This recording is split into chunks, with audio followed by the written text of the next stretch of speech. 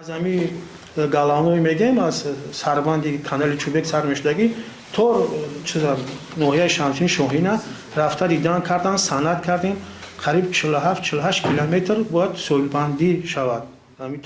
این منصبداری تاجیک میگوید که برای ساحل بندی در دریای پنج یک کمیسیون ویژه تأسیس دادند. رودی که تاجیکستان و افغانستان را از هم جدا میکند وقتهای اخیر به میدان طلاکابی و همزمان مایه بحثی دو طرف تبدیل شده است.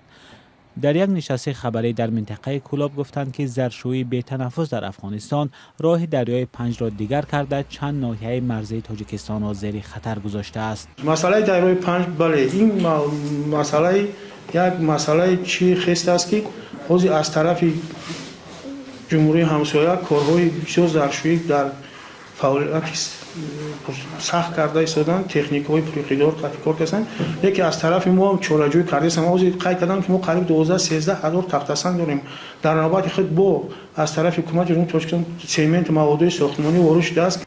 واکنش جانب افغانستان به سخنان منصبداری تاجیک معلوم نیست.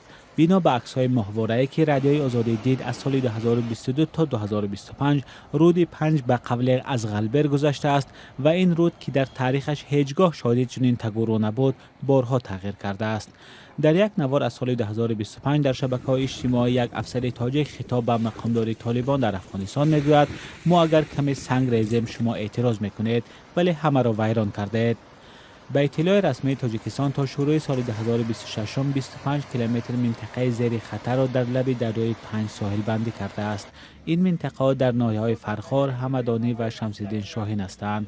حالا قرار است 10 کیلومتر دیگر ساحل بندی کرده شود. از جانب کمیته باشه هم تکنیکا و چیزایی که لازم است در حالت مداواش قرار در سپارش کشید ما تکنیکا و چوی نقل مهندسیمون اونجا سفربر میکنیم.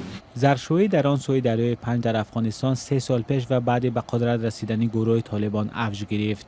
در برابر ساکنان محلی شرکت‌های چینی هم آنجا حضور داشتند. تاجیکستان هم در این مدت زرشویی را در ساحل پنج بیشتر کرده است. به اطلاع یافته رادیوی آزادی چند شرکت تاجیکی با جلب کارگران تجهیزات چینی در آنجا طلا می‌کابند. چند نفر آنها در 2 حمله از خاک افغانستان در سال‌های 2024 و 2025 کشته شدند.